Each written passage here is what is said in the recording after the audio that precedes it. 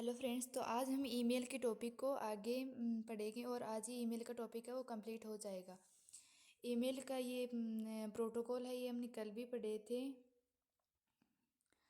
आज भी इसका रिवीजन कर लेते हैं। ईमेल के 3 प्रोटोकॉल होते हैं, एसएमटीपी, पीओपी और आईएमएपी प्रोटोकॉल। एसएमटीपी प्रोटोकॉल में होता है सिंपल मेल ट्रांसफ़र प्रोटोकॉल होता है। इसका उपयोग मेल को भेजने के लिए किया जाता है। और ये दोनों प्रोटोकॉल है पीओपी और आईएमएपी प्रोटोकॉल। इन दोनों प्रोटोकॉल का प्रयोग मेल को रिसीव करने के लिए किया जाता है। ये इनकी फुल फॉर्म है, ये भी आप याद रख लेना। इस तरह से क्वेश्चन पूछा जा सकता है, जैसे ईमेल से संबंधित प्रोटोकॉल नहीं है, तो ये 3 ऑप्शन है, इसमें से एफटीपी और एचटीटीपी ये ईमेल से संबंधित प्रोटोकॉल नहीं है। इन प्रोटोकॉल के पोर्ट नंबर भी होती है, जैसे एसएमटीपी प्रोटोकॉल का पोर्ट नंबर होता है 25 और पीओपी प्रोटोकॉल का नंबर होता है 110 और एमएपी प्रोटोकॉल का ये पोर्ट नंबर होता है 143। एमआईएमई प्रोटोकॉल है, इसका वो पोर्ट नंबर नहीं होता है। Email limit. गूगल हमें मानक जीमेल खाते के साथ प्रतिदिन 500 ईमेल और भुगतान किए गए गूगल वर्कस्पेस खाते के साथ प्रतिदिन 2000 ईमेल भेजने की अनुमति देता है। जीमेल के माध्यम से हम प्रतिदिन है वो एक दिन में 500 ईमेल अधिकतम भेज सकते हैं। और हम इसकी गूगल की पेड सर्विस लेते हैं तो उसके माध्यम से हम 2000 मेल है वो प्रतिदिन भेज सकते हैं। जीमेल फ्री सर्विस ये है जीमेल स्टैंडर्ड जीमेल अकाउंट और जीमेल पेड सर्विस होता है, ये गूगल का पेड सर्विस ले सकते हैं। Undo mail. जीमेल में भेजी हुई मेल को वापस लाया जा सकता है, लेकिन इसकी समय सीमा बाई डिफ़ॉल्ट 5 सेकंड होती है। हम चाहे तो अपने अनुसार टाइमिंग को सेटिंग में जाकर 10, 20, 30 सेकंड तक कर सकते हैं। जैसे हम ईमेल से कोई मैसेज को डिलीट भी कर देते हैं तो उसमें 5 सेकंड के लिए अंडू का ये ऑप्शन आ जाता है, जिससे हम 5 सेकंड के अंदर तो उसको अंडू कर देते हैं तो वह डिलीट किया हुआ मैसेज या मेल है वो वापस आ सकता है। और इस 5 सेकंड का ये जो टाइमिंग है इसको हम सेट भी कर सकते हैं, 30 सेकंड भी कर सकते हैं। ईमेल के कुछ वन लाइनर टॉपिक है, जैसे पॉइंट है ईमेल आईडी क्रिएट करते समय फॉर माई ये 3 ऑप्शन होते हैं, personal use, for my child और वर्क बिजनेस। ये 3 विकल्प होते हैं। इन विकल्प से हम ईमेल आईडी क्रिएट कर सकते हैं। मेल आईडी बनाते समय फर्स्ट नेम भरना ज़रूरी होता है, जबकि लास्ट नेम भरना वैकल्पिक होता है। मेल आईडी बनाते समय date of birth, month, day, year के फॉर्म में भरते हैं। तो ये मंथ, डे और ईयर ये पूछा जा सकता है कि मेल आईडी बनाते समय डेट ऑफ बर्थ को है वो किस फॉर्मेट में लिखा जाता है।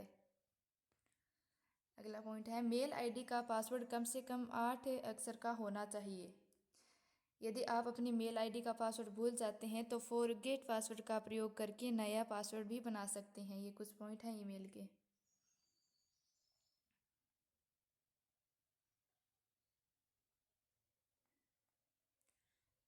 ये ईमेल सर्विस प्रोवाइडर्स हैं, जैसे मेल क्लाइंट्स है और वेब मेल है।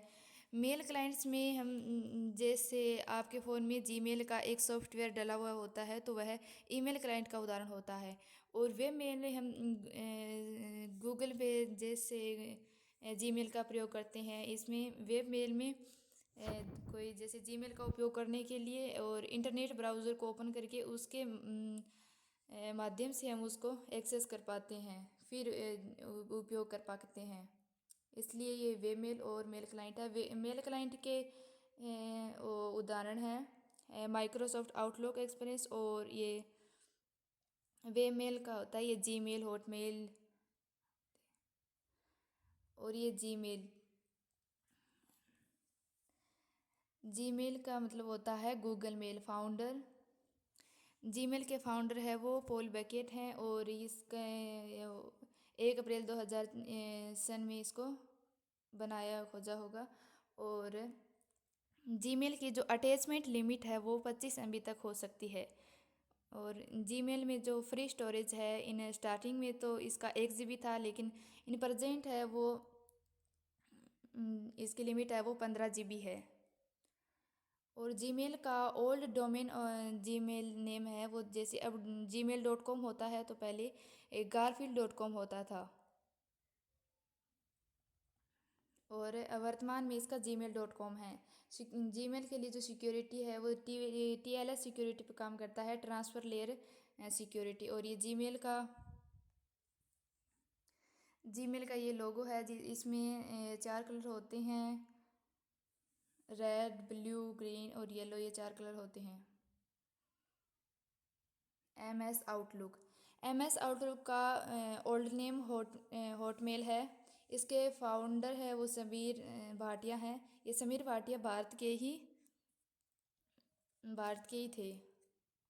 इन्होंने 1996 में है वो आउटलुक जैसे ये होता है ना, इसको बनाया था। तो इसको फिर माइक्रोसॉफ्ट कंपनी ने खरीद लिया था। समीर भाटिया को $4 मिलियन का ऑफर देकर माइक्रोसॉफ्ट कंपनी ने इसको 1997 ईस्वी में आउटलुक को खरीद लिया था। समीर भाटिया ने बनाया था इसको। अटैचमेंट लिमिट है इसकी 20 MB होती है, स्टोरेज 15 GB होता है, सिक्योरिटी ABTLS सिक्योरिटी पर काम है। माइक्रोसॉफ्ट का ये personal information messenger MS outlook को ही कहा जाता है। MS आउटलुक में नया संदेश बनाने के लिए ऊपर बाईं ओर न्यू मैसेज के नाम से ऑप्शन होता है, जिसके लिए Ctrl+Shift+M शॉर्टकट कुंजी का उपयोग किया जाता है।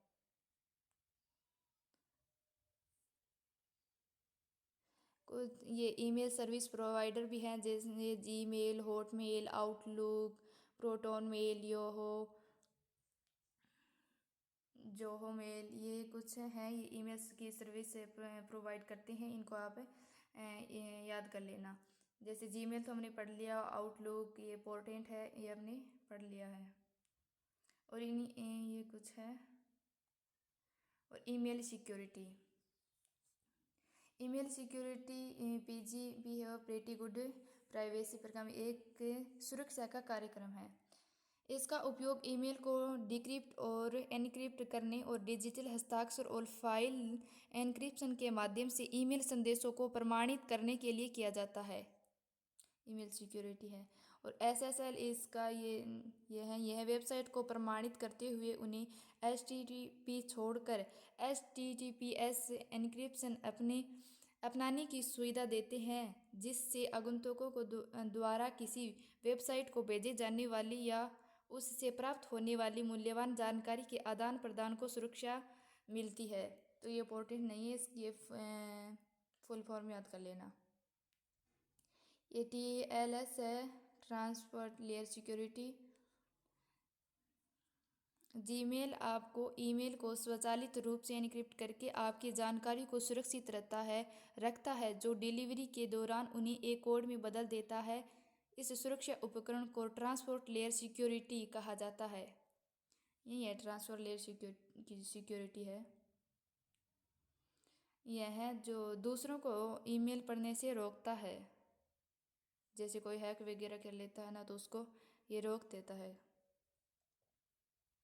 ईमेल बॉम्बिंग किसी व्यक्ति को ईमेल पते पर सैकड़ों या हजारों संदेश एक साथ भेजने को ईमेल बॉम्बिंग कहा जाता है। इसे पत्र बम के रूप में भी जाना जाता है। जैसे हम किसी व्यक्ति को एक साथ बहुत सारे ईमेल भेज देते हैं, तो उसे ही ईमेल बॉम्बिंग कहा जाता है। ईमेल स्पूफिंग इसमें होता है ईमेल से संबंधित क्राइम फ्रॉड्स को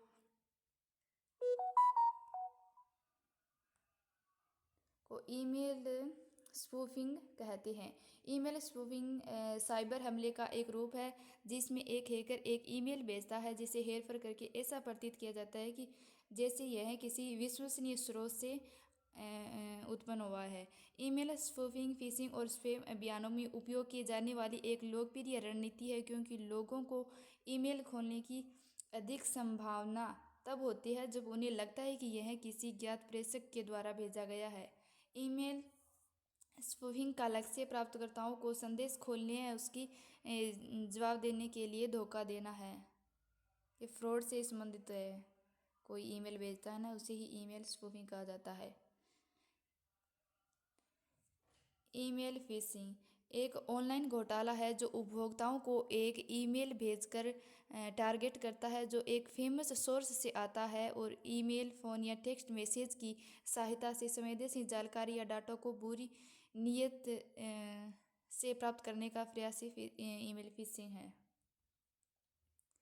ये इसकी शॉर्टकट की है। इसमें क्वेश्चन इस तरह के आते हैं जैसे किसी ईमेल के अनुल्लंघन या फिर अटैचमेंट हो सकते हैं, जैसे डिजिटल तस्वीरें, डॉक्यूमेंट। तो इसमें ये डी ऑप्शन होगा, ये दोनों ही हो सकते हैं। इस तरह के क्वेश्चन आते हैं। तो ईमेल का जो टॉपिक है वो आज कंप्लीट हो गया है। थैंक यू दोस्तों।